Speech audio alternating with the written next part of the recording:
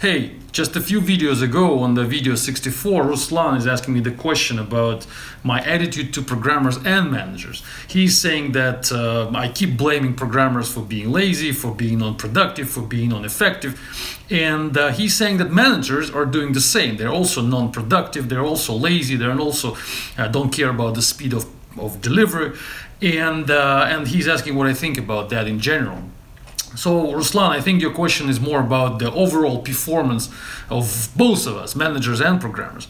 And I think that right now in the industry, the situation is that we are performing extremely slow. Our effectiveness of the entire IT industry, of the entire software industry, is 10 times lower than it should be. I'm not sure about the number, of course, I'm making this up, but it is absolutely unacceptable what's going on right now. We are slow, we are low quality, we don't care about the overall results, we're getting a lot of money for the work we do, and the managers and programmers, both actually. I'm not really blaming specifically programmers, I'm blaming the entire industry. And why it's happening? I think it's because the industry is young and the demand is huge. We all need software. The world is moving towards automation, towards artificial intelligence, towards things which we didn't have before. And now we need a lot of them. We need a lot of automation, we need a lot of software, and we don't have enough resources for that. I mean people who can create all of that. And the flow of money keeps growing into the market.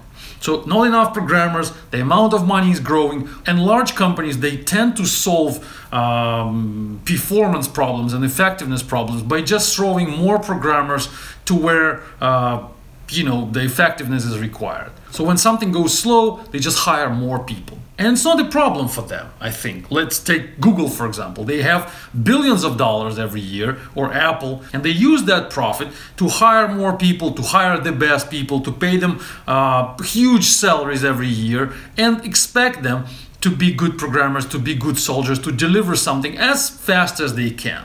They don't push them, they don't demand too much, they just let them do the work the way they want to do the work. In a very relaxed mode, with a lot of meetings, with a lot of vacations, slowly, just a few lines of code every week. And that's enough, because they have a lot of profit, they have a lot of money. Also the startups who got their money from investors, the same situation. They have millions of dollars, they have enough money, they hire people, they let those people work in a pretty relaxed mode, and they deliver something slowly, somehow, but they deliver. Can investors push them forward faster? They can't. Can the management do anything with that? It can't. So programmers get spoiled by that, and they know that they are in charge. They control the speed of delivery, the speed of productivity. So who is in trouble? Google is not in trouble. Startups with the venture capital, they're not in trouble. Small businesses, young startups, they don't have venture money yet, they don't have profit yet, and they want the product to be delivered faster because they are competing with the market, they're competing with giants. And they have a few $1,000s or maybe a few $100,000, and they really need the product to be within the budget. They really want programmers to really work hard and under control.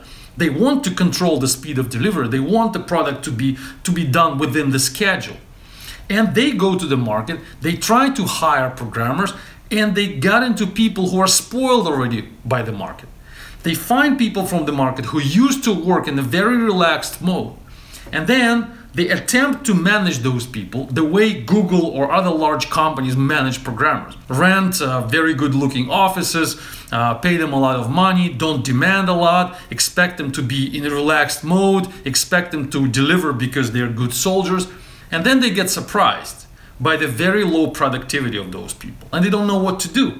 They don't know how to manage them. They try to copy the management formula from giants, from big companies, from companies who got money from investors, to their situations, to real startups, really small businesses who don't have the luxury of overpaying and overbuying and buying 5 times more resources than needed.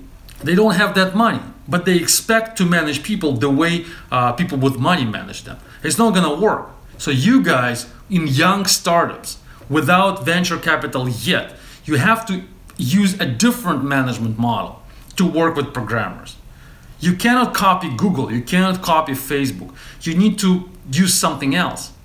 Like we're doing, for example, this microtasking. This model is invented for people who want to control the development process, who don't just want to give a lot of money, give a lot of respect to people who don't do anything. So the bottom line, the market is spoiled by a lot of money and a lot of lazy programmers. If you want your business to succeed, you have to swim against the current. You cannot do what everybody else is doing. You have to invent your own management method, which will let you win in this really dangerous situation. Zerocracy with microtasking is one of the approaches. You can try us, you can invent something by yourself, but don't swim with the current. Don't copy what those guys with a lot of money are doing. They are not controlling the process. They are just solving their problems with more money, more resources, more people. You cannot do the same. Do something else. Thanks for listening. Don't forget to subscribe. Stay tuned. Bye-bye.